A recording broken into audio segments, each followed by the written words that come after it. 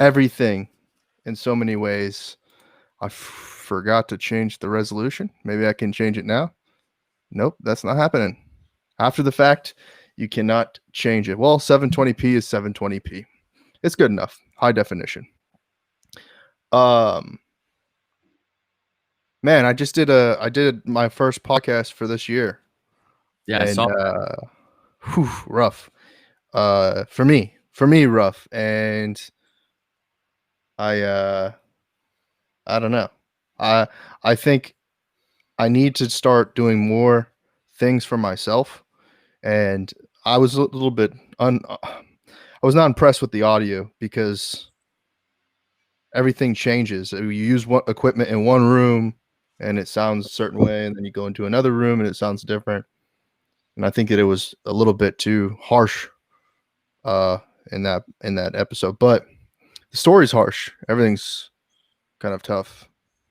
But anyway, um I wanted to, I have been talking to you about doing a show where we talk about the entertainment business and what it is. And I think I wanted to talk to you about TikTok a little bit first because um I'm watching your TikToks, and you know, we talked a little bit in private about how you're going to ramp it up and do it more often. And you've been doing it more often since the new year started, right? Yeah, I'd say about a week ago. About a week ago. Yeah. What's the philosophy? What's the journey? So Josh Terry reached out to me. He's crushing it on TikTok. I think he wanted my opinion on a certain thing he was doing. So naturally, and it's part of what I do, I audited his website.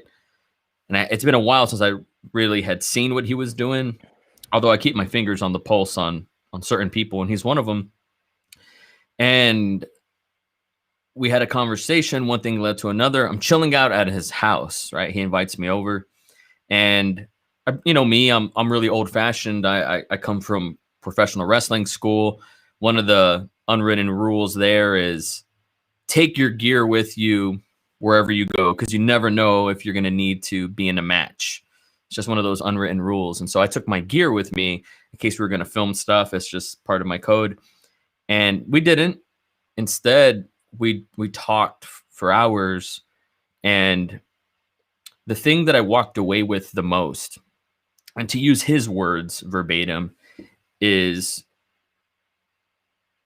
quantity enables quality.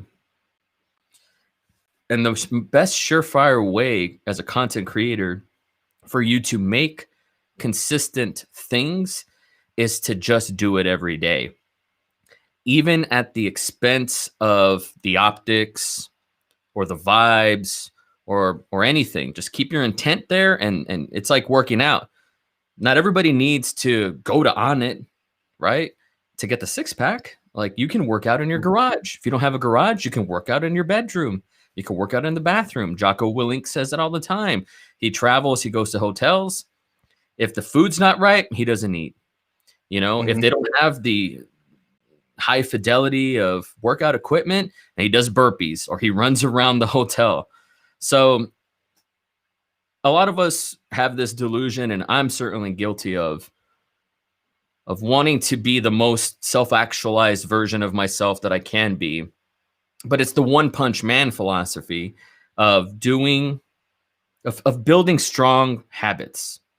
And then once those habits become ingrained in us, like brushing our teeth, tying our shoes, paying our bills, those are habits that are basically automated, right? Once these things are automated, then you can up the quality. And then sooner or later, it becomes cinema. This is coming from Josh Terry. And it's great because he eats his own dog food. He practices what he preaches. And I've watched him explode on TikTok, and it's tremendous. So for me, I always felt like, you know, my mise en scene was never perfect. I cannot tell you how many hundreds in the past 500 days hundreds of YouTube videos that I have on private because I've been too precious about optimizing my optics.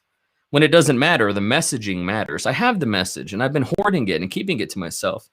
And quite frankly, there's so much stuff online that either has the beautiful quality but a shallow message, or has a beautiful message at the expense of quality. Quality is so subjective. So I set my camera up in a way where I don't have to touch it ever again. Have my microphone in a way where I don't have to touch it ever again. I have notebooks upon notebooks upon notebooks of information, education, content. Essentially, I open a page and I speak from the heart, and I make something that takes 10 minutes from start to record to upload. Takes about 10 minutes. And that's what Josh Terry refers to as creating a pathetic piece of content that can enable quality. I call it low effort content, right? I didn't coin that term. It's just what it is. It's like I don't work out in the best shoulder machine at Gold's, but I'm doing yoga at my house, essentially.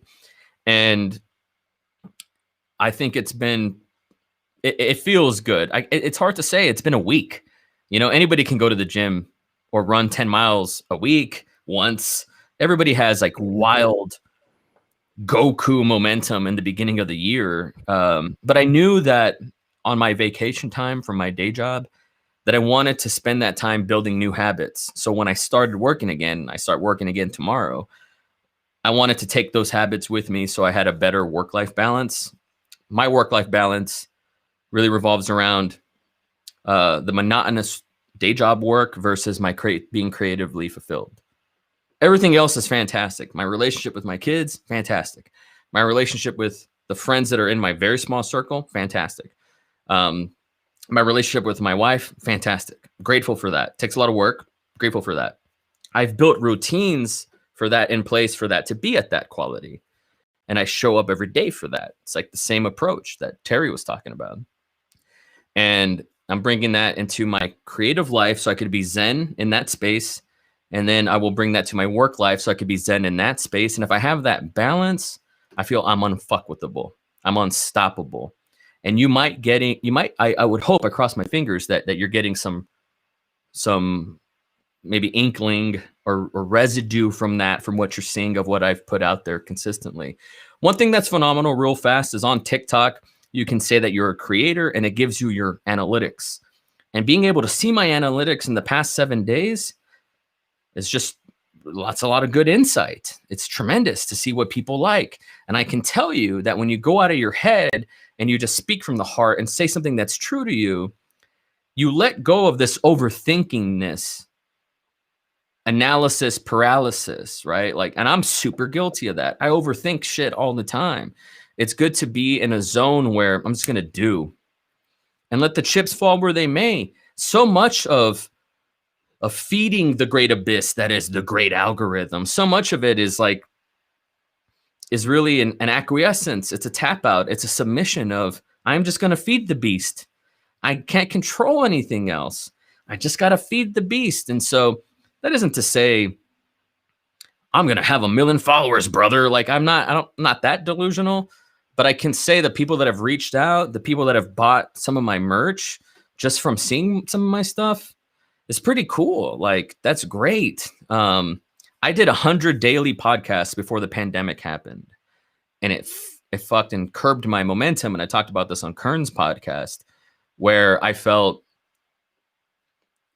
instead of talking about the pandemic and the unemployment and talking about the negativity, I stopped, and the social unrest, I stopped and I listened. And I listened for 9 months. I kind of opted out. I went to the bench. I didn't get out of the game, but I went to the bench and I listened. And I just learned what I already knew, which is what I'm applying now. And what was left of 2020, I wanted to take that. I didn't want to start January 1st. I started maybe the day after Christmas, actually, to implement these new habits. And it's been nice. I can say that what's inevitably going to happen is work is going to happen and I might get overwhelmed, But hopefully my habits are in place where, guess what? I mean, I meditate every day. I meditate every day, you know, and nothing gets in the way of that. That comes first for me. It's like eating. Like I have to meditate every day. And so this is going to be something that I implement every single day as well. And once that, I think it might take like 6 months for it to be concrete, ingrained, and rooted in what I do. And once that's there, I mean, I'm not going to be able to, nothing's going to derail me outside of a natural disaster or some sort of social calamity. Yeah, you are very routine oriented. It almost feels like deja vu in some sense. Um, man, I just see a lot of change happening. Um, and I think, you know, us have both been, I've just gotten done recording a trio podcast with Brian, our own duo podcast with Brian. And, you know, I think there was some influence in the podcast that I did. See the sign? Close the door. Thank you, son. There's some correlation because you and I had a conversation prior to me going back onto Brian's. We a little talked about it, and I knew a little bit about what your podcast was about. And unfortunately, in my feed, your podcast didn't exist. Well, for whatever reason, when we were talking about it on the day, but I think it was a matter of just waiting. But anyway, I thought about when you were talking about Jocko a little bit. And going back to the beginning of 2020, February 2020, when I was, you know, those first 2 months of really putting in hard work, and then even into March, really putting in a lot of hard work in the gym. And I remember during my trip to Anaheim, I made an emphasis to go into the hotel gym and work out and put in the hard work. And that idea, while you were talking about that, is I feel like a lot of the audience, a lot of the viewers that contribute negative commentary or reflect or even creators that start to create negative commentary towards the perfection or the presentation of someone else's work is based off of them judging you on what should be considered practice. The reps that we put in every single time are not a championship game. I think a lot of the times the reflection that people have, not on their own work, but on other people's work, is based off of holding these high standards of perfection and comparing that to people who are like yourself, you know, cataloging some of your practices and, you know, posting your best content. So it gets confusing because you don't realize how much actual work goes into the content that does get published. Absolutely. You know, for me, I am a filmmaker, but I haven't made a feature film or a short film in a narrative sense outside of my own autobiographical work in 5 years. And I can get in my head about that 4 years. No, 5 years. I get in my head about that. I can feel the way about that. But my life has only gone up, and as me as a creator, only become more popular in the past 5 years. I wrote this down earlier today. I meditated. And the thing that used to make me as a filmmaker first go ooh ah and be like, wow, was the David Lynch's, the Quentin Tarantino's, the Paul Thomas Andersons, the Coen brothers, the Martin Scorsese's, the Spielbergs, right? That was the stuff that made me go, holy shit, that, you know, the DiCaprio Brad Pitt meme from Once Upon a Time, like that's what I want to do. It gave me that. That was the original wow. The new wow is watching guys like you, watching women like Jessica Whittaker, watching guys like Dave Knopp, watching these content creators like Cody Weber, Tyler Babin, guys like this, to me, David Rock, D-Rock, that inspire me. That's the new. I point at them and I look and I say that. I want to do that. And it's actually harder than making a movie in a lot of ways because it's newer And it requires this letting go of what people think about you. It also says out loud to everybody, judge me, scrutinize me. It's an invitation to discourse, that the negative discourse that you might not necessarily welcome. Stanley Kubrick or Terrence Malick or Francis Ford Coppola that would drop a movie once every 5 years. They only had to be in the spotlight once every 5 years. They only had to be in that scrutiny once every 5 years, but they weren't getting blown up on their phone in their pocket.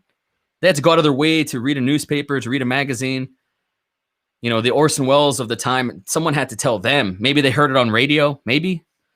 But now we're more inoculated in distortion and distraction, and it's up to us we got to work harder in a way. I think I was having this conversation with you about a week ago. 100 years ago, the only stresses that people had was maintaining their crops, making sure their animals on the farm are okay, picking cotton, making sure my child doesn't get a fever. That was like the extent of like your identity. It was an agriculture. Now, like, where I'm thinking about what my mom thinks, what my brother thinks, what strangers think about me. I'm putting myself out there online. I'm seen on a global and judged on a global, international level. I'm a podcast creator. I'm a father. I'm a business manager. I'm a manager for a nonprofit. Like, I have my past that has haunted me, and I'm still trying to be loved and be liked and be fancied by my wife. And I'm still trying to create a variety in this house, as well as teaching my kids online. It's fucking nuts. It's enough to drive anybody crazy. It's harder to be a creator today. You will say, well, it's easier. Look at this. It's easier. It's harder. It's harder. However, it's easier now than ever for your message to be amplified. And so that to me is where you have to create a practice in place to be, I made a video that was inspired from a conversation we had off mic that said, risk being roasted.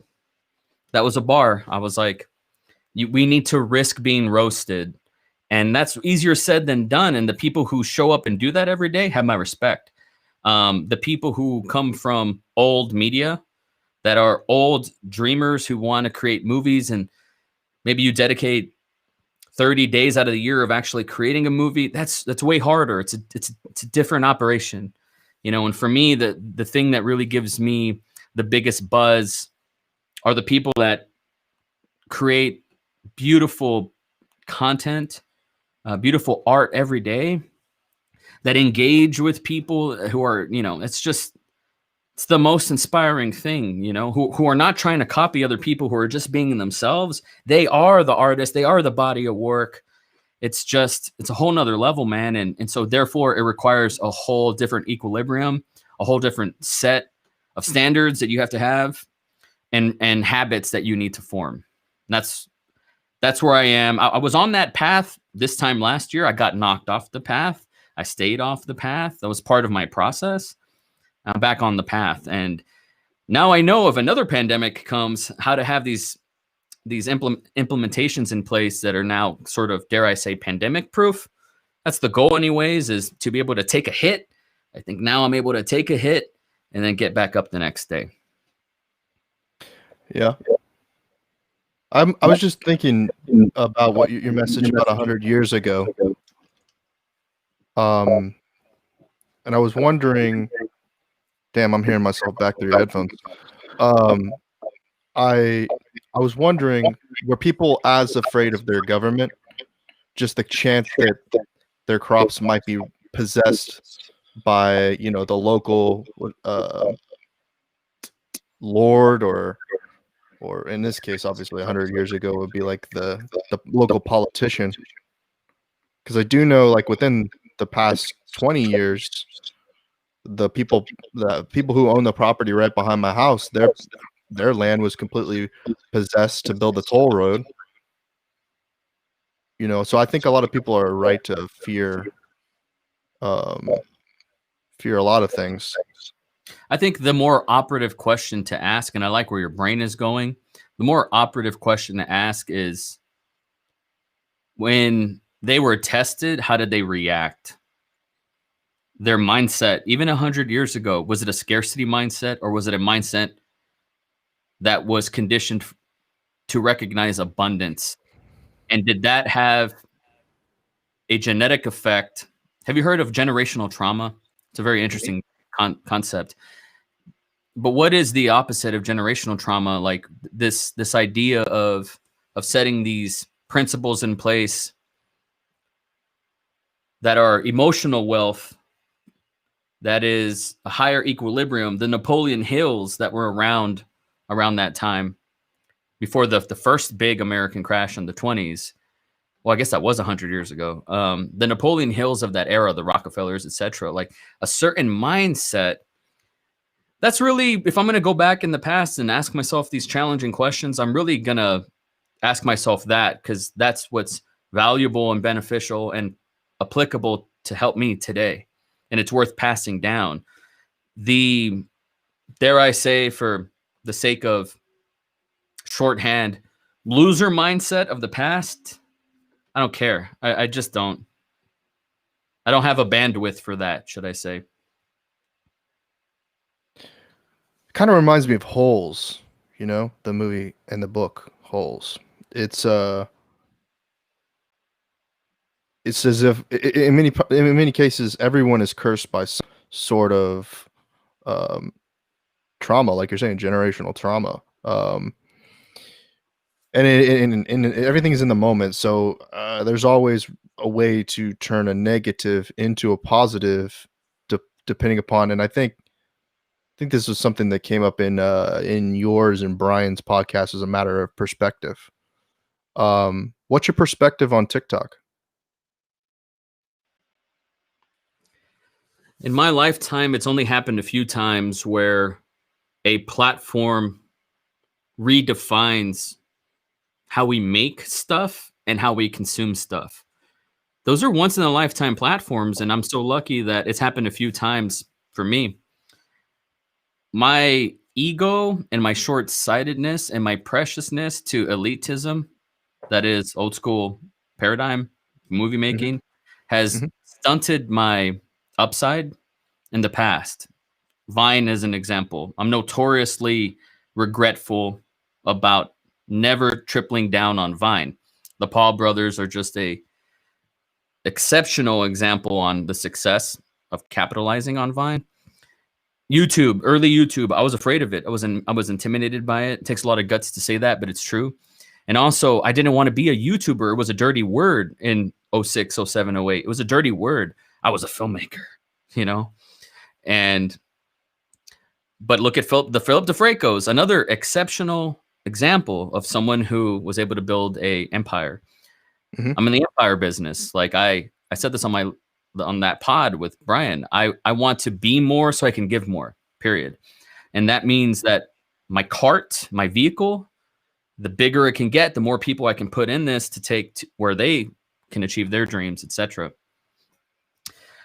TikTok is another one of those where it's not an algorithm, it's an AI, and it's learning. And the more you feed it, the more you give its data points, I think it can push you out there to your audience.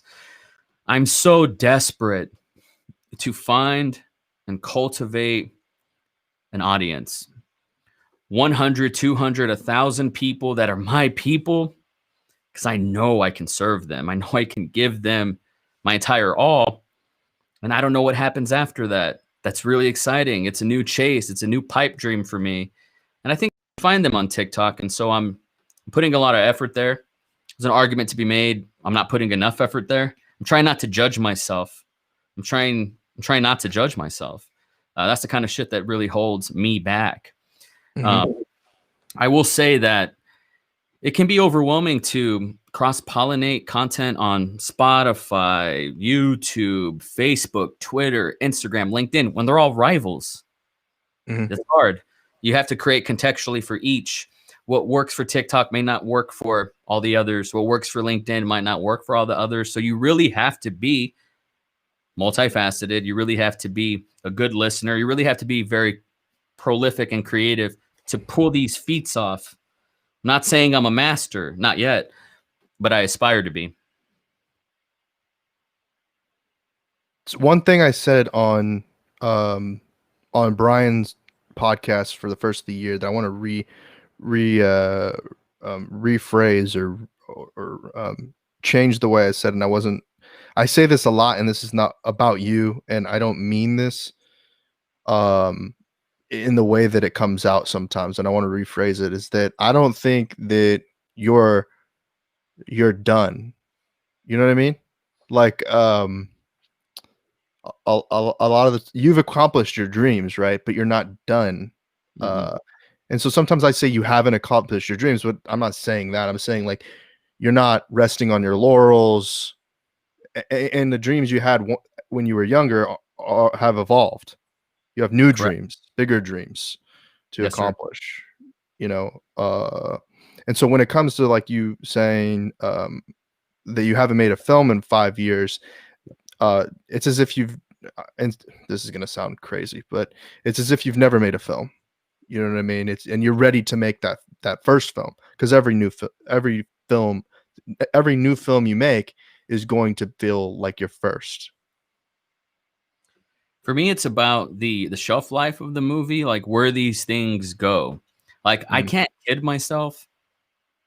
I have no interest of spending 10 grand on an indie movie and putting it in film festivals, no matter how proud of it I am, and like letting the system tell me where it goes and all that. Like it's such an oversaturated um, system, and just so many people are doing that. Like it's not a great place to stand out, and it's sort of like going on American Idol to try to make it.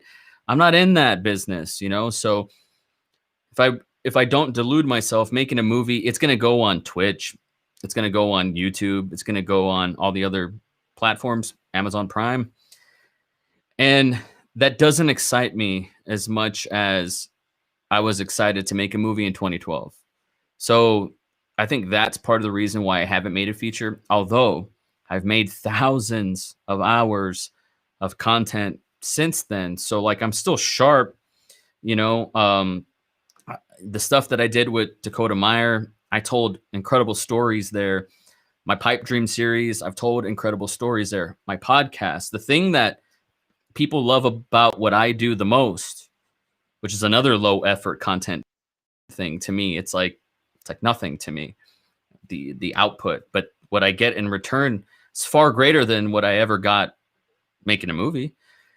So that's why I've been doing more of that, do more of what works. That's part of the Sigla, and success does have a formula. That's part of it.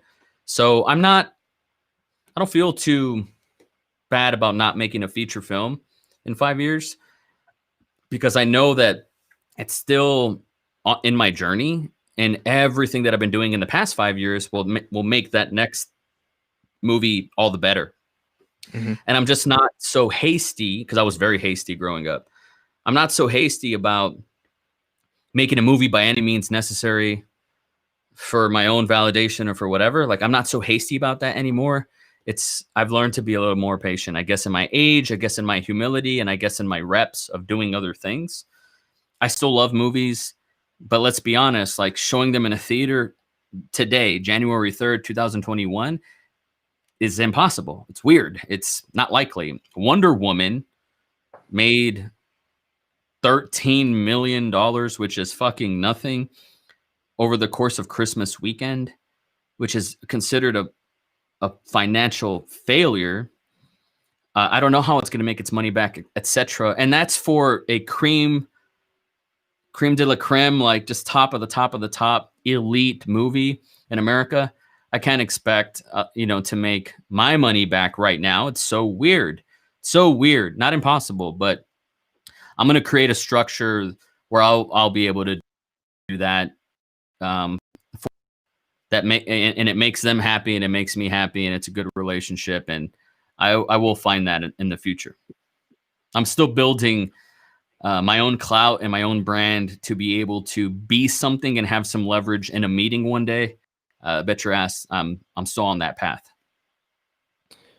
It's interesting because the art form of creating a feature film and the art form of creating a TikTok have such close similarities, I'll buy it, that the TikTok is constrained to a minute long, but in some ways it's not, because if you filmed, I guess this would be insane, if you created a film in reverse and posted it in reverse, you could essentially create a curated TikTok with 1 minute segments of creating a series, that of which could be equivalent to like a Tiger King.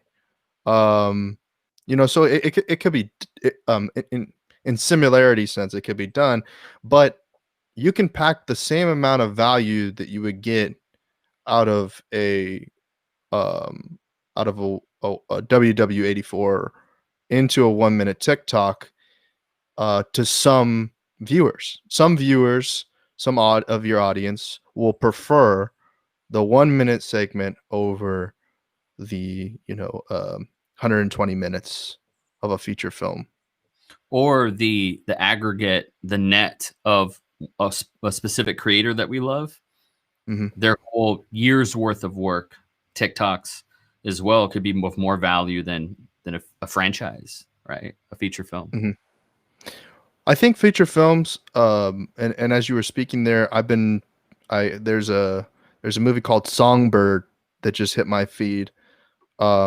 It's out now for rent for $20, and there's a lot of movies that are out for rent right now for $20, and it bothers me because movies that you buy, you know, physical copies were $20. Bootlegs, even if you wanted to buy a bootleg version of it that was still in the theater, you owned something. There's a bit of ownership there to it.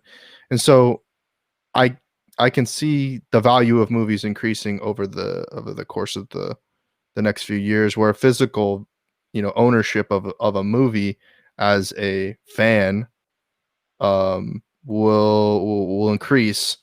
I don't know if it's to the extent at which you have to pay $40 for a box set or something. I mean, you do pay 40 or more dollars for a box set, but for a movie that is packaged, that and Tenet is one of those.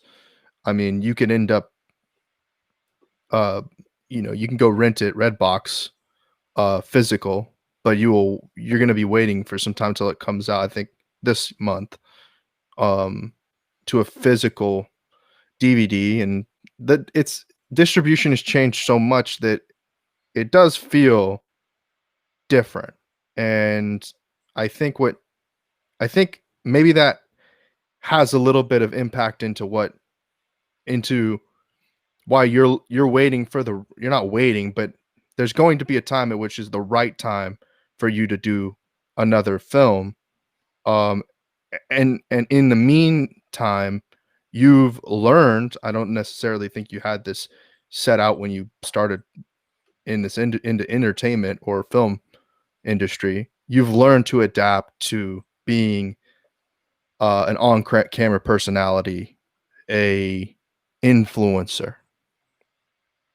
That's an adaptation of the original Knives, Monroe. It's an evolution, and I'm Evolution, yeah, evolution. constantly evolving, constantly evolving. Also, when I moved again to New York, what the hell? When I moved again to Austin in 2016, September, August 2016, I started over again. I had no contacts, I had no friends, I had no gear, I barely had an identity. I had who I was before, but that didn't necessarily, it wasn't a calling card to success, right? So I had to start again. So the past 4 years has felt like a reinvention, a transformation, a rebuild, a redesign, a reclamation of a new thing. And a lot of the former paradigm doesn't serve me so much, but I used to work for the former paradigm, and I was an agent of that chaos, and I was until it disrupted, and I'm now an agent of the new chaos until this bubble pops, and on to the next. I think an artist has to remain flexible in that way.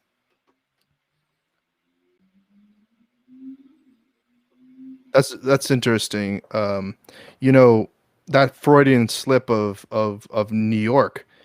Um, and I'm this is not. I'm gonna make my own interpretation of that Freudian slip, not necessarily why that happened. Um, Everything has become more and more complicated and more competition and more business oriented in the sense of being forced to pivot and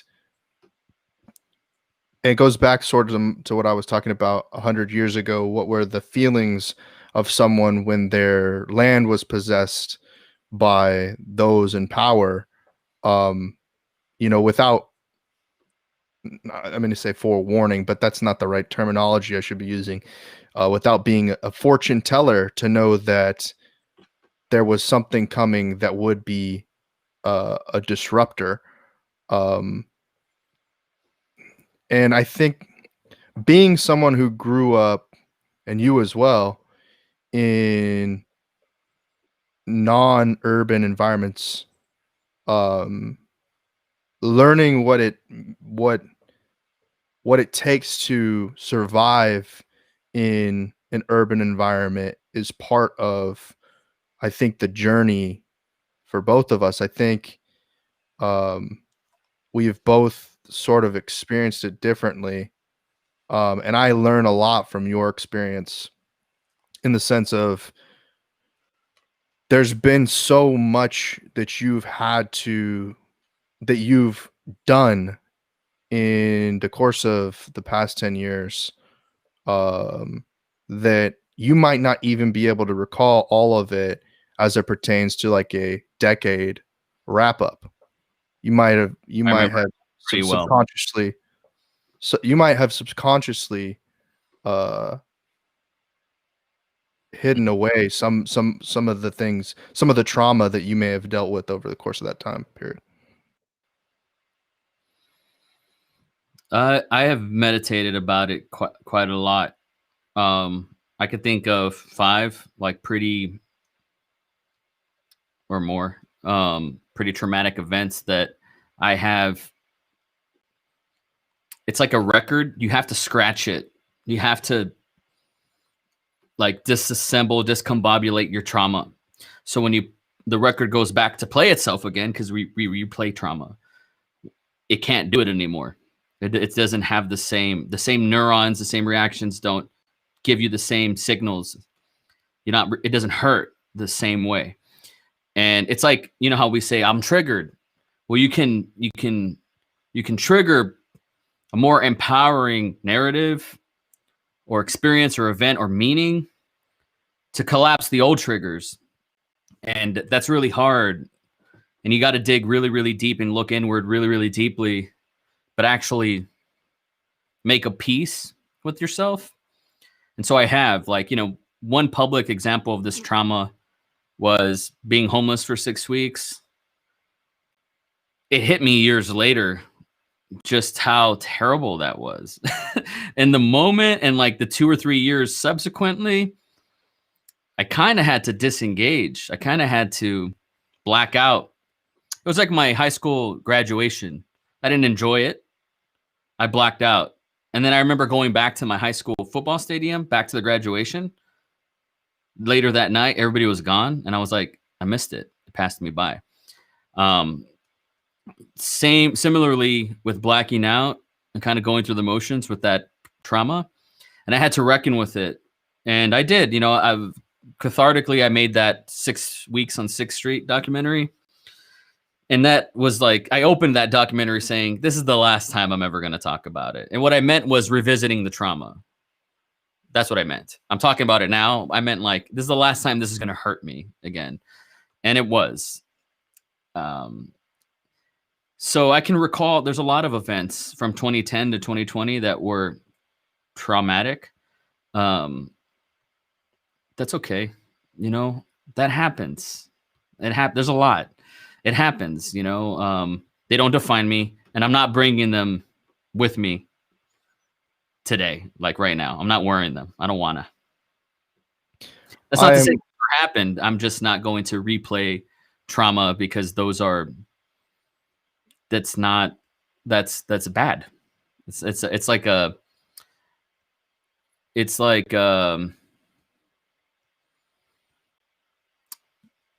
that that's like a relapse to me, you know? yeah, I mean, from having not been um a party to that those experiences and having met you later on in your life, and I mean, to a degree, I think I think I knew you when you got out of that situation. I think Yep. more recently you You feel. met me, I was on top of the world when you met me. Yeah. Yeah. um I think the coping mechanisms that we've developed to um deal with that trauma, the trauma that we experience, um can sometimes um change us.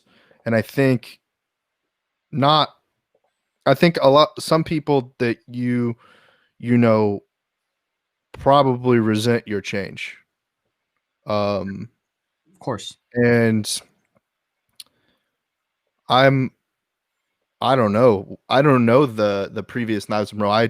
I know it secondhand through you, the previous story. I was thinking about this the other night, or no, I was watching your podcast yesterday, and I Yeah. wish I almost wanted to call you, but it just felt too. Um, it wasn't. It was impossible, right? That's just the way I feel when I listen to some things sometimes.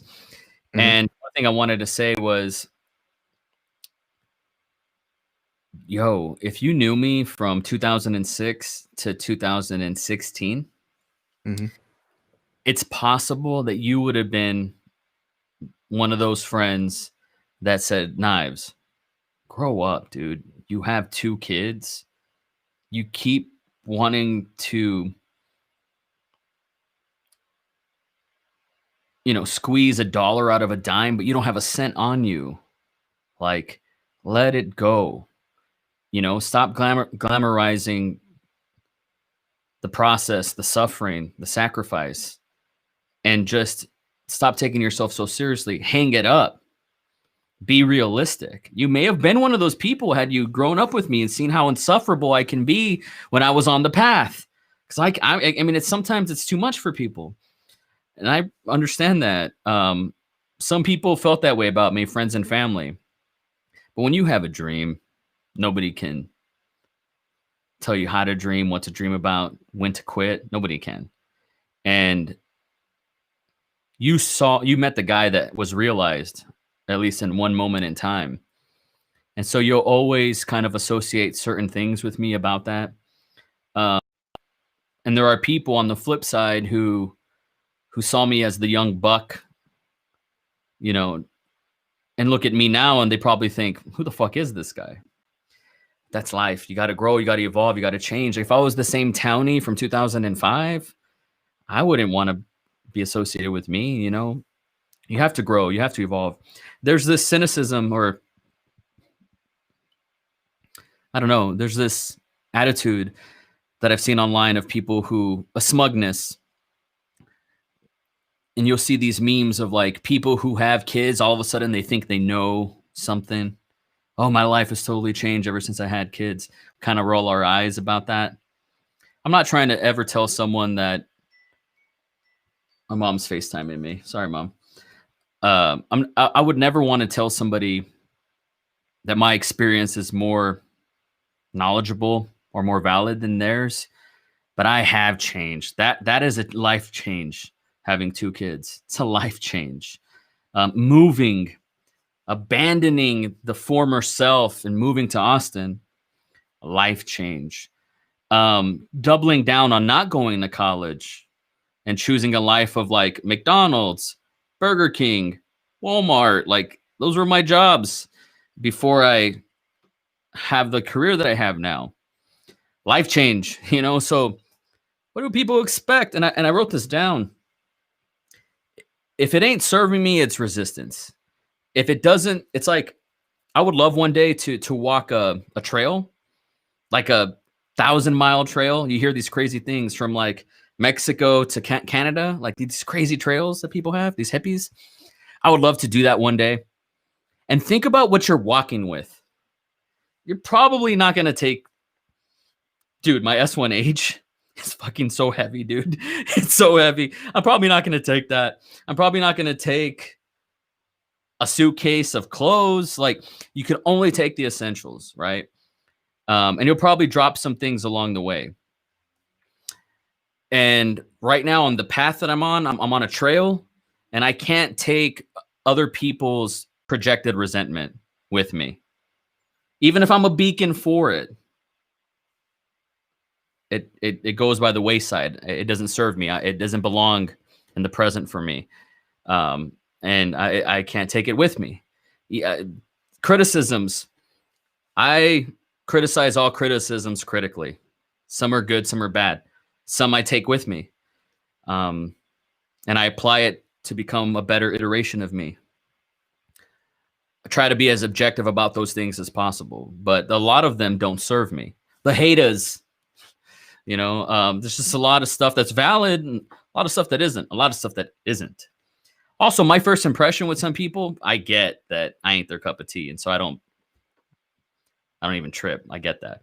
But yeah, man. So like this resistance, comparison is a form of violence that we do to ourselves. Doesn't serve me. Not on this trail. Oh, what this one person did and how they did this in a week and it's going to take me 3 weeks. That's not going to stop me.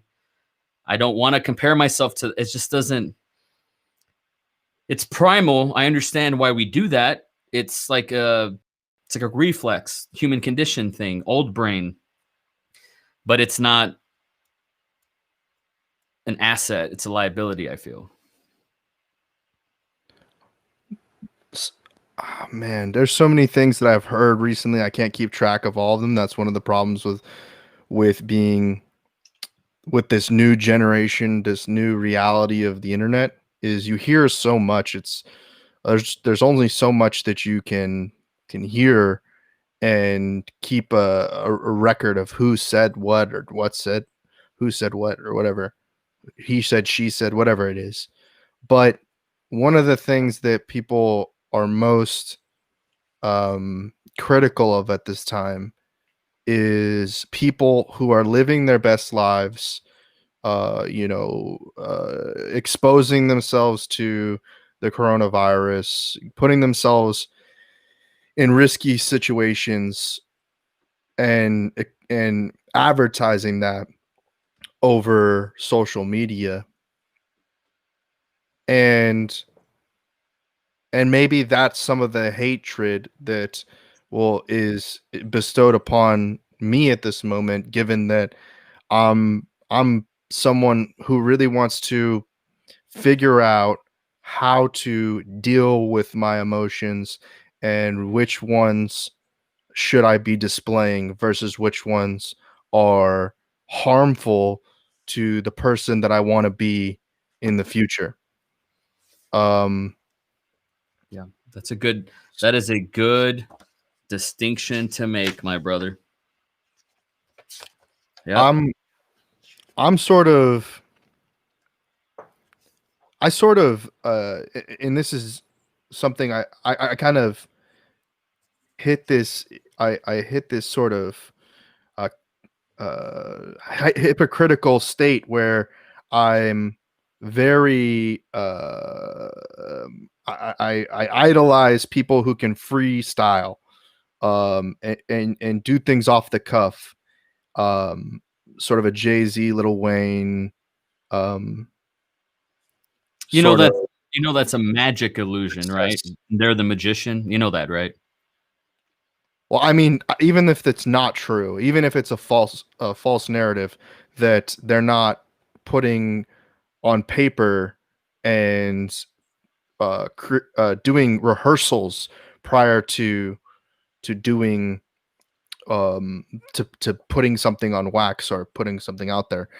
And obviously the magic illusion is the repetitions that they've put in have gotten them to where they are at that Absolutely. time. But there's still a sense of not having a Bible, not having um, a guidebook, That's and attractive just to going you. off the cuff. Yeah, it's very attractive because Why? it because it's original, it's spontaneous. It goes back to sort of some of that early Knives Monroe content that was jackass aspect. You never knew what could happen. It's derivative, Sort of though. the It same, wasn't original. right? It's well, the art form is a derivative, but the executables are original because it's not anyone else doing it but you. Now, if you had a doppelganger and they were, performing actions for you and, sort of um, replicating into the world, which is what we do with social media, then it isn't necessarily original because your replica could be, and this is actually exhibited in the movie Congress, diminishing the value of uh, the originator, which would be the foundation of Knives Monroe. If you were to tell 2012 me that there was no such thing as originality, I probably Mhm, would have got physical with you. You mhm. tell 2021 Knives there's no such thing as originality, and I say, yeah, I think so. I think there isn't. Everything's a reiteration, a reinvention, a remix. Everything is. I posted a TikTok earlier about my 10 commandments of creativity. Some people are so literal, they're like, there are no rules. I'm like, yes, there are, but okay, I get you. One of the things was good artists copy, great artists steal. Mhm. Jay-Z's, the Lil Wayne's, it's all predicated on this whole they don't have a Bible thing that you said. It comes from discipline, repetition to free flow, In order to play jazz, you know how good you have to be? How much practice you have to have? A lot. Yeah, yeah. Be in the moment to have that magic. That's what it is. But for us, we like the final product. It looks so cool. Something I just want to respond to, and we can drop this. I was Oh, trying, go. and I have it written down. I do the work, my friend. I do the work. Yeah. Consistent feelings. And you were talking about how to feel, right? And there are positive and negative consistent feelings that we feel on a regular basis. The thing is, how do we want to feel? We want to feel better more often, right? The negative feelings that I have felt on a regular basis are guilt, shame, lethargy, worry, stress, pressure, uncertainty. Positive feelings that I've also felt on a consistent basis: gratitude, pleasure, accomplished, relaxed, comfortable, focused, immersed. That's just me. When you know that there's a hierarchy to feelings and you know the ones that you want to feel and then the ones that you don't want to feel, the ones that you want to feel, there are habits and routines on how to activate those feelings. Just like for the negative ones, there are habits and routines to feel like shit. I rather do the ones that make me feel good. So that was something you said, and I took out my book because I was trying to find it, but I have done that work to feel the hierarchy of these feelings that I want to feel on a more regular basis. So so that's true. I am struggling with my feelings. I was more talking about how they are exhibited on the public stage, you know, but those things that is also true. Uh, I'm still, you know, this is this is authentic, but is this the most authentic me that I can be in front of the camera? And originality comes into that because I watch the rap battle leagues, the King of the Dot, the URL on on YouTube and I think they also did something with like Caffeine, the live platform Caffeine, and it's that is not the same as, you know, the sort of grungy videos you see of Meek Mill in the streets of Philadelphia with his rise to fame, where where there's some sort of uh I call it beautiful, but that's not the vocabulary I'm looking for, but sense of novelty. That's a word for it. Um, and I don't know what it is. I haven't seen it in cinema in a while.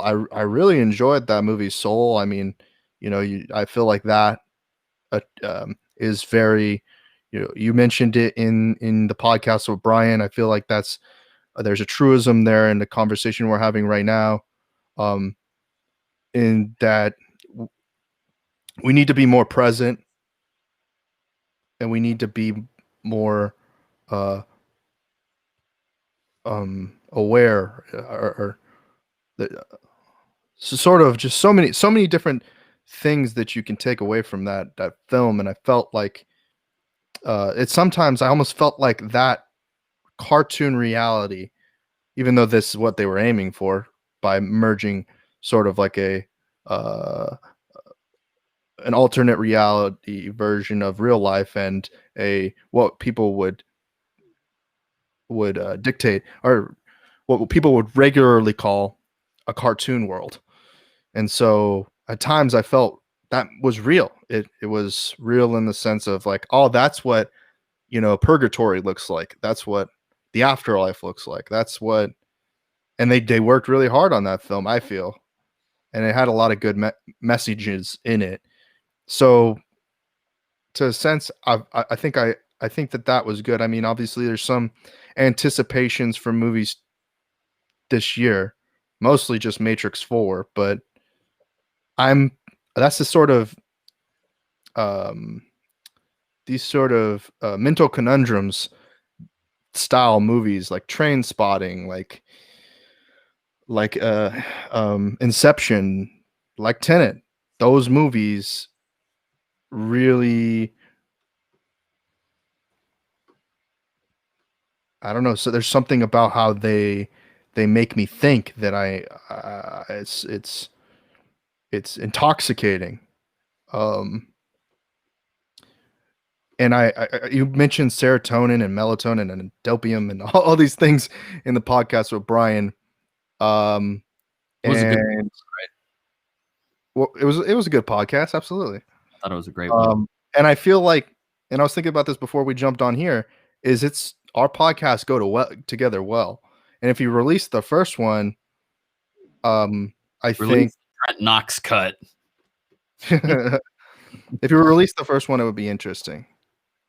Um, the other thing I think is with as it pertains to like how it could be done with a duel with you and I both, I think there's a sense of it being um a midway point between the beginning and the end, the now in so many ways. And I think one of the struggles that I have is uh I have a memory issue, a short-term and a long-term memory issue.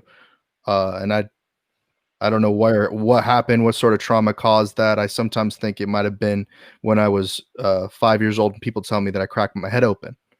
You know, and so there's some sort of neurological damage that caused it. But or it could be the copious amount of drug use while I was in college and at the end of high school. Could be a lot of things. But I was definitely thinking after rewatching Wolf of Wall Street, given that it's free to watch via IMDb TV, is that my art, the thing that I do, is very present and in the moment. And some of the things I hear art, or don't let other people influence your art. Be original, be authentic. And authenticity is something I strive for. You know, the movie that really scares the shit out of me is that Johnny Depp movie where he finds a book in a oh, fuck, what's it called? Secret Window. Secret Window. That movie haunts me. I I I think about that movie a lot, about plagiarism, and I think about how a lot of what's going on right now is like these carbon copy replicas of things. And I I find knives, even though you mentioned this in Brian's podcast, that we disagree on a lot of things, which I don't know if that's true or not true. Um, and I say that a lot, is that I find you refreshing because you you don't copy. There's not a lot of copy in what you do. I don't think you're. I don't agree with that. I don't see you I'm as a mimic. No, I think I'm just like a really good chameleon. I really do think so. Like I can think of 10 impressionable influences that I've had that I was like, I'm taking that, I'm taking that, I'm taking that, I'm taking that. But I also was that inside. I was like, oh, I could do that. I could be that, you know? But I also think people that are like each other, like you and me, tend to like each other.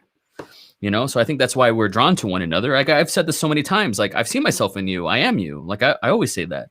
Been saying that for years now.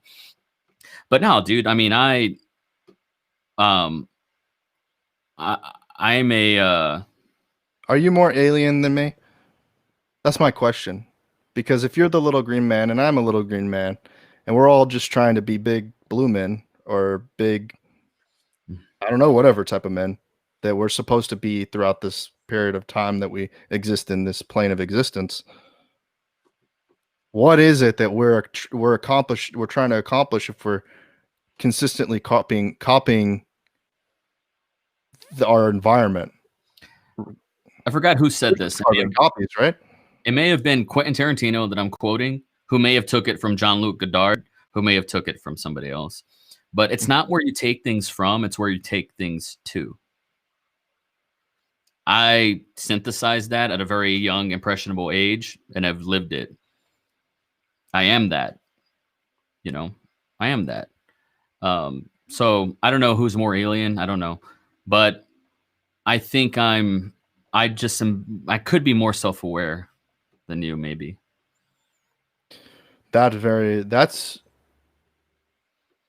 a time thing. That's an experience thing. Spending time with yourself, meditation, like you talked about. So that's absolutely true. And it did bother me a little bit when you mentioned in the podcast that you are me. That was a little bit a tough pill to swallow, a little bit, coppery. Because Why? I want to be my own person. I don't want anybody to be like me. That I was want to like, be an individual. yeah, I don't exactly. want to be like that. I don't want to be like that. Yeah, You know what I mean? I don't want it. I don't want to even be. I don't want to even have that. I mean, I'm a nonconformist, very contrarian, skeptic, Yeah. but I question my own shit at all times. Like, so that's what I meant. You know, I think we're cut from the same cloth. You might not like that. You want to be a unique snowflake, and you are. We have different fingerprints. You know, I could say the same. I could say a speech. You could say the same exact speech. Guess what? They're two different speeches. So you are already inherently yourself. There's only one Trent Knox. Yeah. Mm-hmm. I think I envy sometimes polyglots. You know what a polyglot is, right? Refresh my memory. So a polyglot is someone who speaks like multiple different languages fluently. So maybe 4 or more languages fluently. And so I envy these people because they're capable of being incredible chameleons. You know what I mean? They can go into so many different environments and exist. I really exist in one environment, and it's troubling in the sense that do you imagine the I would world be starting over everywhere I go. if we had a president of the United States who was fluent in Russian, Korean, Chinese, whatever the Irans speak, Iranian, I don't know what it's called, their language. If we had an American president that was fluent in that, how people would view us as a country, astronomically night and day different. What we would be able to accomplish. As a matter of fact, that should be criteria. If you don't speak those languages, you shouldn't be the president of the United States. Like I always, one of the I'm going to get really nerdy here. One of the themes in Hideo Kojima's Metal Gear Solid 5 is the fact that we don't belong to a nation. We belong to a language, right? That's like one of the themes of the game. It's really a thought-provoking concept. And it had to grow on me. It took years for that to really percolate. And what that means is when I was growing up in the Valley, I would get bullied, I would get chastised, I would get tortured. And I used to think it was because of my skin color. I used to think that's because I'm white. I'm not like them. No, it's because I didn't speak Spanish fluently. Growing up, I saw the irony in that because I have these brown people hitting me because I don't speak this language, but that's not even their language. It's a white language, you know, and all that irony I had to work through, man. Like it's a racket, but I knew that if I spoke perfect Spanish, that I could do anything in that city, you know, but I chose not to. I envy the polyglot in that way as well. What they're able to accomplish, how they're able to communicate and relate is everything. That's why films are the most powerful medium because they transcend language. They are a dream language that we all universally share. And that's an incredible force. And I think that's why America is the most powerful brand outside of Christianity because of our propaganda and our films. Hollywood is a dream machine that other countries essentially judge us from. And I'm fluent in cinema, but I still wish I could speak Korean and Russian, right? That'd be awesome. You know, I was just thinking about Kevin Gates there. A lot of his music more recently has been a mixture of Arabic and English, and his he comes from New Orleans, which you would suspect that he would be speaking French, given the Creole natures of the Bayou and the Big Easy and all of that, and I'm sure he does to a degree speak those languages, and to a degree you speak Spanish, you know. So obviously I think that mostly the the friction is based off of ego. Most of the people who bullied you and treated you poorly was based off of their ego, and competition being a form of that. Like, oh, you can't speak Spanish as good as I can. But even into a degree, there's no reason for me to feel bad because I don't speak Hollywood, and that Hollywood hasn't let me into that world to do whatever Hollywood does. Recently, I went back and, I talked about Wolf of Wall Street a little bit. I watched the Oscar panel with all of the, the primary actors and whatnot for that movie, and thinking that Leonardo DiCaprio spent 7 years preparing for that role. The Revenant? No, for Wolf of Wall Street. Oh, Wolf of Wall Street, yeah. And I don't think I think that's a thing of the past, at least as far as success goes. People won't have the time to prepare 7 years for a role and see it succeed, because we are now in a society of instant gratification. In order to achieve our dopamine releases, there need to be a machine gun level of content produced, even in the form of feature films and cinema. Yeah, is that a question? I agree. No, and I think that's something that It takes a long time to build a character, especially if you're doing an autobiography such as Jordan Belfort. Like, to really slip into that, there was a book that was written to know what Martin Scorsese wanted to do, how they were going to portray it, etc. To learn the accent, to what shoes am I going to wear, etc. Like, yeah, that shit takes time. You know what I mean? And DiCaprio strikes me as a guy who wants to make those decisions, not show up and then wardrobe puts you in these clothes and gives you the veneers like Jonah Hill had or whatever. I think he wants to build that character. I think he comes from that school, you know, and so it doesn't surprise me that it took that long. It doesn't surprise me in the slightest. He's a terrific actor. Yeah. I'm What you're saying about the quantity, however, there are so many more companies, LLCs, and public companies, corporations now than there were 100 years ago. And we are bombarded by services and products. So many are competitive. They're all fighting for our attention. I don't want to get on this racket right now. I'll say it because I still need to meditate on it because I don't have a proper thought, a proper soundbite for you right now. But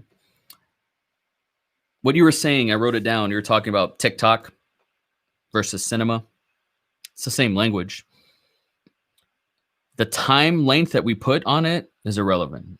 That's what I've learned. That's the pill I've been able to swallow. It's irrelevant.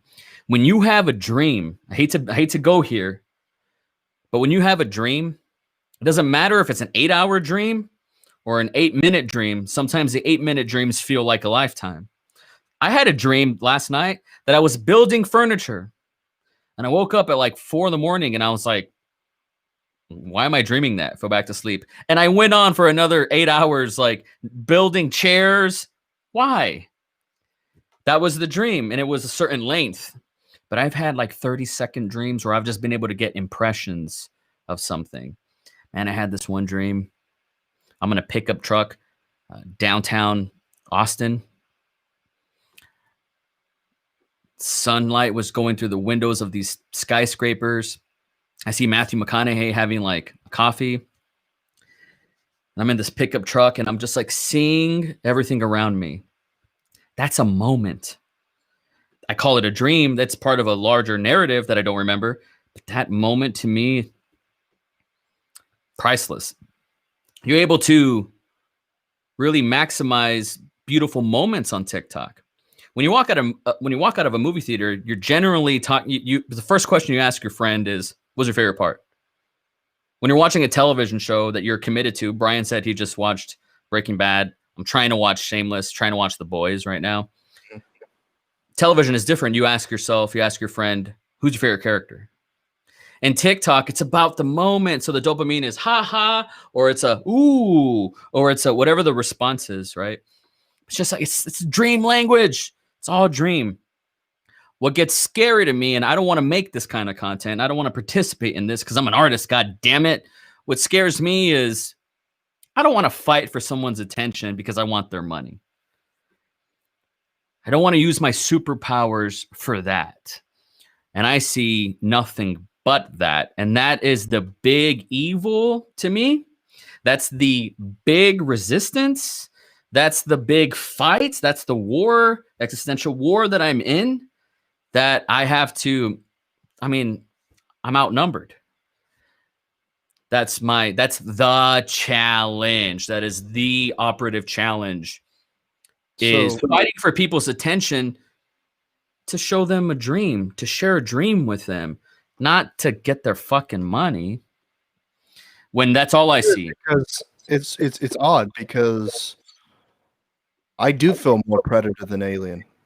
I do feel ostracized in that way too because I don't want it to be about money. I don't want it to be about mimicking and copying everyone else. And so I do feel more predator than alien. And predator, then they shape it into being more bad guy. The the one not supposed to be there. I'm the Kawhi Leonard. Nobody likes Kawhi Leonard. You know, Everybody. Allen Iverson, the AI, getting our braids, you know, and going into the fight. Yeah. You know, people say, I heard this. Where did I hear this? Oh, it was Gary Vee and What's His Nuts from Barstool about how Logan and Connor is a possibility for the bag. But the bag, right? That world is so shallow. It's a shallow dream. What you were talking about Pixar's Soul, Inception, these big movies that you mentioned, Train Spotting. I would throw in a 2001 Space Odyssey. I would throw in An Eternal Sunshine of the Spotless Mind. These movies that are cerebral, but also these dreams you don't want to wake up from. I aspire for that. That is cinema. TikTok has that. A really, really good, enthralling live stream on Twitch has that, et cetera, et cetera. So it's these companies that don't have that. Instead, they hire the greatest artists and dreamers to manipulate us to buy shit. Like, don't get me wrong. Do I want people to buy this beanie? Yeah. I would support the cause because I want to be able to dream for a living. And I want to share the dream. But it's not so I could, you know, there's so many controversies that come from like money, for example. I don't know why this one's coming to mind, but the one with like these actresses who are affluent, who paid these colleges for their kids to get into, and like this whole bribe shit, and they did time for it. That is gross. People want money to do devious, dubious things, non-contributing things. I mean, for them, yeah, I'm trying to help my kid. Yeah, sure, for them, you get it. But I'm a dreamer. I'm a professional dreamer, and I'm here to dream, and I'm here to share the dream, and I'm here to tag along with other shared dreams. That's the world I want to thrive in, contribute to, leave something behind. But buy my course, it's just no. I mean, gosh, like there's people who have that balance. They are exceptions. They are not the standard. They're not the rule. I respect those people. I truly do. But there's a lot of people who just want my money and want my attention. My attention is so precious to me.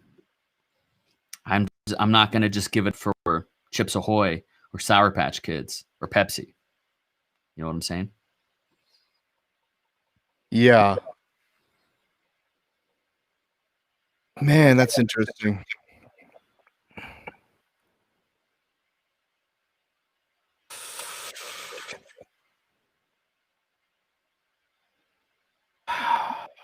I'm somewhat conflicted with this message because I think of my childhood. You bring up Chips Ahoy, Pepsi, like those the luxuries of being of when I was a child, and seeing that once I have children, or you know, dating a single mother and waking up in the night with the munchies and eating the kids' food. There's I don't want to be compensated by just that. I want to be compensated by good experiences. And those are hard to come by right now, but I think I want to put more time, more effort into building more relationships of good experience. One of the things, this is a little bit of self-promotion, so don't ban me on Facebook, that I enjoy is the Esports Business Network podcast, because it allows me to network and meet new people that enjoy the same thing that I enjoyed when I was a kid. I loved gaming. Now I'm an adult, and I don't get to game as much because I'm plagued with having to the rat race and trying to figure out how do I afford to put food in my stomach, how do I afford to house myself, put gas in my car, all these things, and I'm not, like I mentioned on the podcast, previously, Twitch ambassador is paid to promote somebody's video game. And I don't put the time into for it in that matter, and it's not really the goal. The goal is to get these experiences and not in a superficial way of, like, not having a real relationship with the people through the artificial chat that that emphasizes, um, my insecurities and emphasizes, uh, or just idolizes me instead of, you know, uh, giving me some of the value like a Monroe does to make me a better person. Ask, you shall receive, right? You're asking. I told Brian this on his pod. If you made it to the end, if that pod was good, it's because of the quality of questions he was asking. You ask me good questions, and so that's why we operate at this frequency that we do, and vice versa. I don't know if you're going to get that from these other things, these other sources, and if you don't, maybe they don't go on the trail with you on this adventure. Yeah.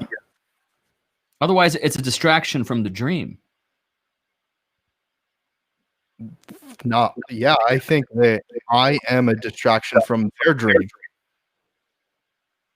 A lot of ways too, also, and that makes me a brand rip, because if I take them off the narrative that they're supposed to convert them, I'm pretty damn good at converting somebody who likes Pepsi into drinking Coca-Cola. But that affects the bottom line of those people. So in many ways, I inversely get what I put out. So if I'm screwing someone, I probably deserve to be screwed. And that's a hard pill to swallow. And I'd like to curate in some way, the relationships that I'm not now. Language is getting picked up here, because of course I want to, be with beautiful women and have physical relationships and that, and screw and have sex and stuff like that. But I'm talking about ruin people's lives when I use the word screw, not that other version of screw. I want to be someone who's improving the quality of life of my audience, the viewers, and I believe, and this is my belief system, which may be inverse to the macro of all, is that people learn through experience and vicariously through others.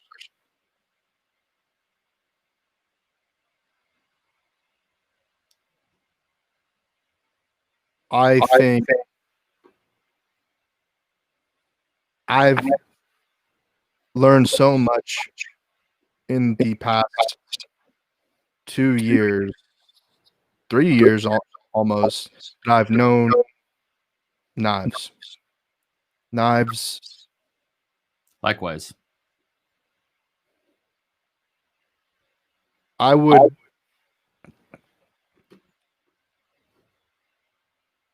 do so much in I tried to emphasize how artistic and how creative and how awesome Knives is all the time. I think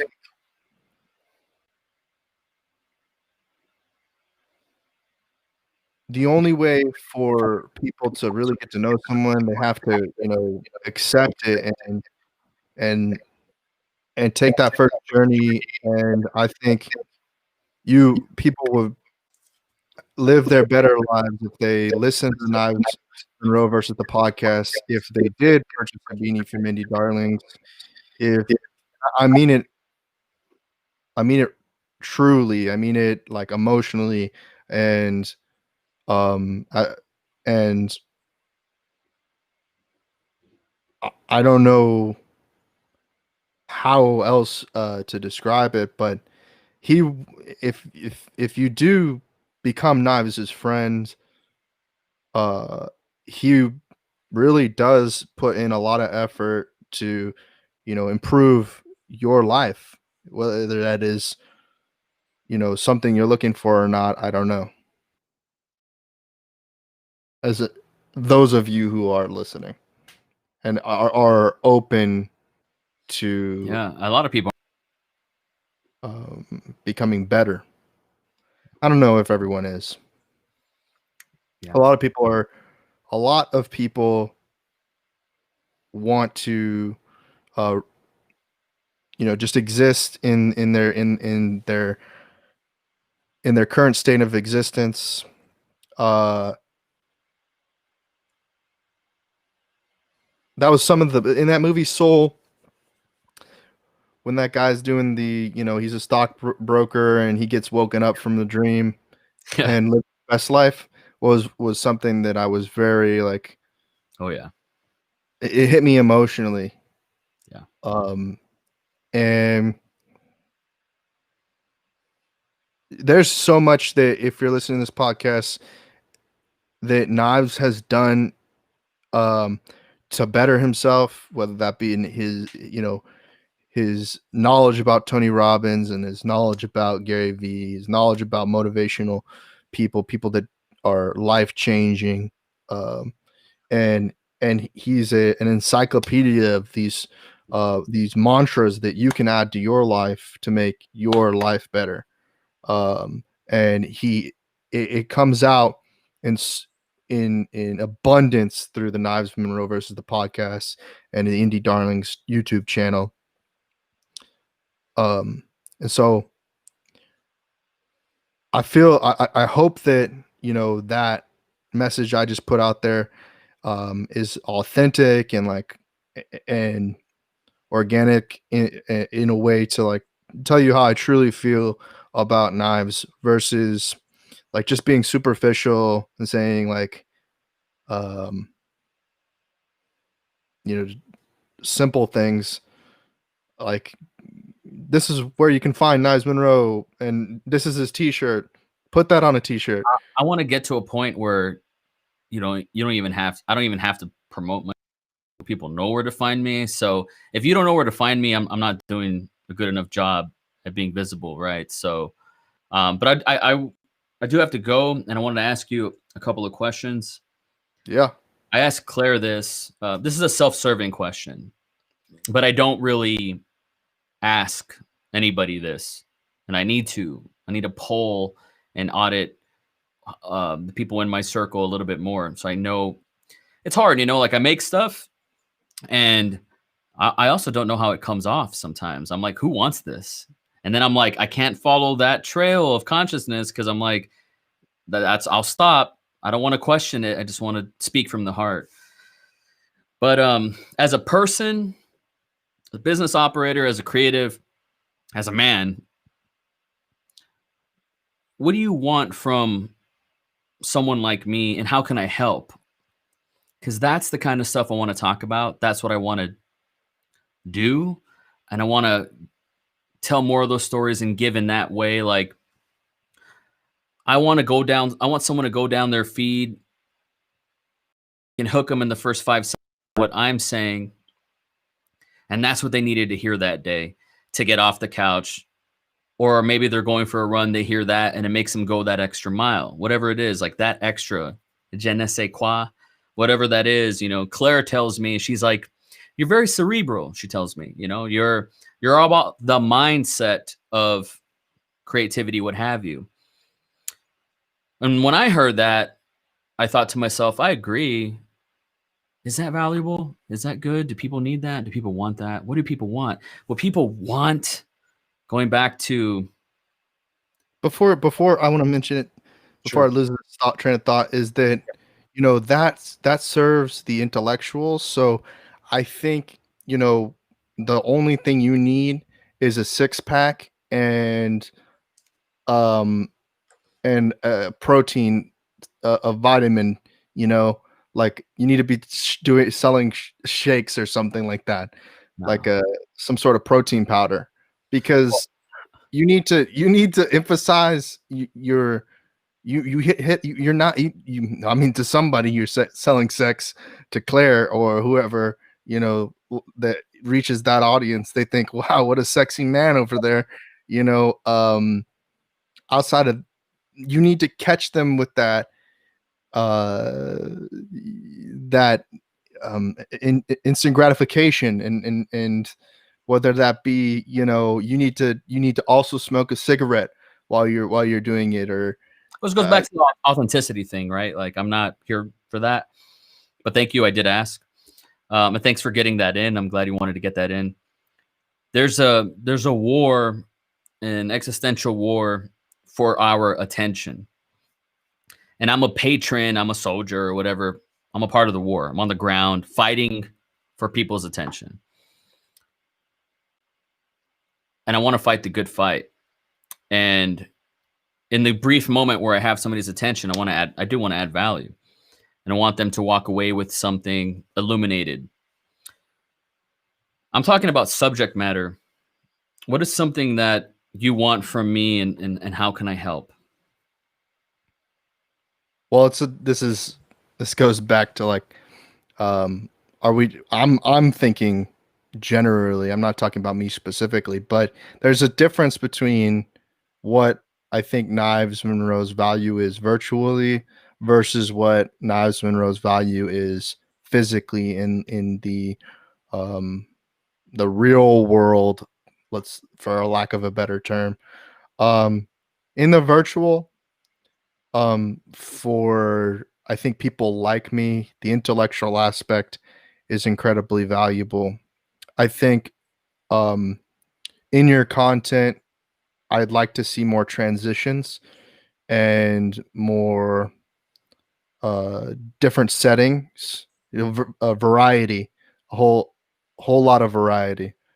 And I think that would bring me a whole lot of entertainment value. um it's nice to be, cerebral, but I also really would enjoy a little boost of serotonin and feel good feeling. Physically, it's a little different because in that aspect, I just like to have fun. I just want to go to the pool, or go to, have lunch, or go to recess. It goes back to some very elementary things, whatever the four square of being an adult is, you know. And sometimes that's like what we've already been doing. And I guess it's amplification, I guess, when it comes to the physical thing. But if I look at the macro, I think I would like to see Indie Darlings do some sort of COVID meetup that everybody has their masks and 6 feet of distance. And you know, we do like monologues or something like that, and we get active in creating some sort of piece of content. And you've brought this up to me before in your dreams. And I think being involved in those dreams is something that I want out of Knives. That last part is helpful. I will say, as far as like the variety, I have 2 or 3 TikToks that I made that that are boom, boom, boom, boom, boom, boom, boom, boom, just like, whoa, an assault to the senses. It is not sustainable. Like, it's just not sustainable to do those in mass, to do those consistently, to have an exponential quality of those coming out of me are not, I can say right now, are not sustainable. Like, I can try to do that, and it's not worth it yet. Like, I think I have this one, and I'll send it to you. That's like the best TikTok ever. It's the best. It's a perfect loop as well. Like it's the best TikTok ever that I've made, and it bombed. It got like no attention, and it's you start questioning shit in your head where you're like, oh, maybe I shouldn't make those, or maybe like TikTok shadow bans those. And no, that's not the case. I see incredible people get over with like those kind of things. Once I have 10,000 consistent likes per TikTok, when I throw those curveballs, they're gonna fucking explode. That'll be the million liked TikTok. But I cannot make, because you're talking about the variety of different locations, etc. Like that effort stifles quantity. I can do one of those. One of your good setups, for those people who are listening, one of the good setups was him referencing the Social Network with Home Depot, and there were 2 shots in that. One shot of Home Depot and one shot of yourself. That is a transition. It's simple, but there's a lot of cerebral thought that goes into drop the. And it would have been interesting have you had sampled Justin Timberlake and let him do it instead of you, but you did it, and it's just as good. Yeah, I mean, you could remake it, right? I know what you're saying. I cannot like stress this enough. I am really committed to the low effort content. I think the great algorithm, the great abyss wants that, and I need TikTok as an intelligence to understand where to, like the genre, where to put me, and then put me in front of those people. And I know that it'll work with those people. Once I have those comments that I can go into and start discovering, man, that feedback loop is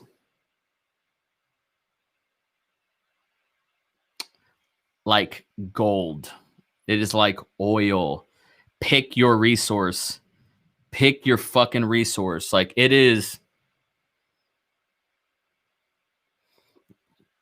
like gold. I can't think of anything more resourceful, I hear what you're saying. more conductive. Like if I I can, think for me, the way you get into it is not by quality. I don't want to say not by quality, but like overproduction is overrated to an extent because you can't scale that consistently, daily, in perpetuity. You will burn out.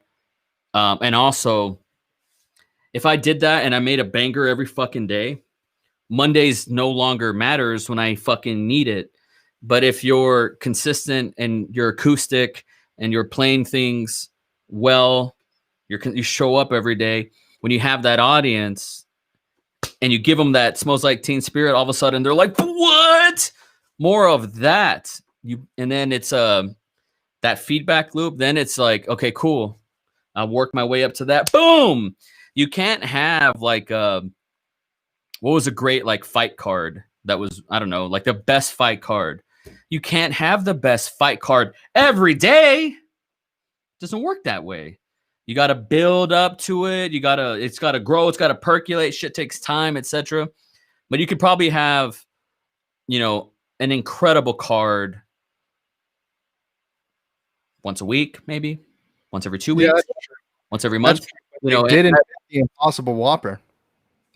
I never heard of it. The Impossible Whopper? It's like a veggie thing, right? Yeah.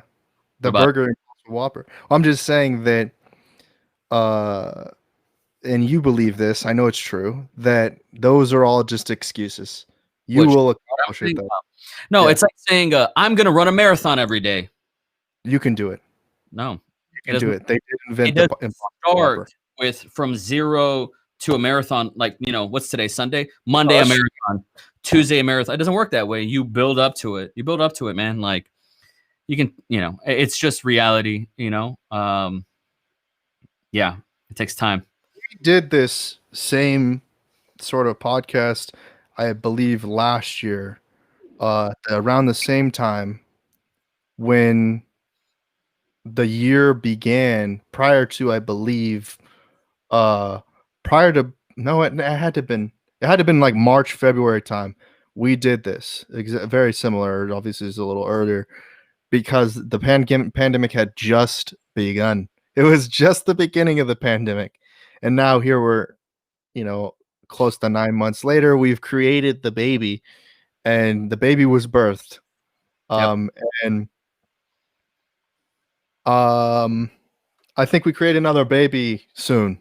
We just don't know what it is as of yet, and I think it's going to be amazing. It's going to be a very beautiful baby. That's what we hope for. We don't want a baby that we have to drive out to the Poconos, uh, as Jonah Hill says in The Wolf of Wall Street, and dump off into the woods. But it'll happen. Indie Darlings is already there. And it's awesome to have you on the on this podcast and talk with you. And we are going to create another awesome baby very soon. Um, another one. This one was one, but I mean a regular one, a very repetition one, a regular one in the sense that we want to do this reflection on influencers, and the zeitgeist, as you say. We want to do. We're gonna create our own. I hate the scene. We're gonna do it. We're going to do it. And so actually, I'm gonna be. We should call it "I love the scene." Exactly. That's what I was about to say. I'm gonna be difficult and inverse in that way. Is that I don't hate the scene. I love it. Obviously, I love Twitch. It's my only viewer at this time. You know. But I also hate it in the sense of that it's so fake. Thanks so much for having me on, man. This was impromptu. I was finna take a nap. Like I was lying down. I was taking notes. And, no time for old man. What's that? No time for old man. I was just telling my son that. I was like, dude, I'm an old man. And he was like, old man? And I was like, well, not as old as your biological father. That guy's going to be 40 this year. But I'm still old. Like, I'm like tired. I had 1,000 calorie burn to workout. They kind of knocked me on my ass, you know? And so I was like, well, I'm tired. But no, it was good. I'm glad we did this. Like, I asked the universe for something like this, you know? And just wait to see the micro clips that come out of this shit. Oh, fuck. Oh, fuck. I'm going to come. It's going to be good. Your son put some inches on during the pandemic. Yeah. Yeah. He's 15. He's still coming into himself. Can he palm your head? Is he taller than you? No, he's not taller than me. Not yet. I hope his dad's, you know, tall for a Hispanic. So hopefully he sprouts. Wow. Thank you. And we'll real fast. I'm going back to my day job tomorrow. So I'm going to be back in the office full time. Cause I just started coming back to the lab. I didn't come to the lab for like a week and a half. I was on vacation. I was like, I gained weight and now I'm like losing that weight that I gained on my vacation and all this. And needless to say, like we have a lot of back and forths, right? You know, during that time, during like the 9 to 5 time, you know, we'll squeeze in like a 3-hour chat. So I look forward to doing those again and maybe even recording them or something in a way that's valuable for both of us. And it's going to be good.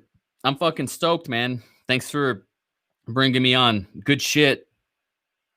Yeah, I need to do more of these things. That's it. That's all I have to say. Talk to you all soon. Talk with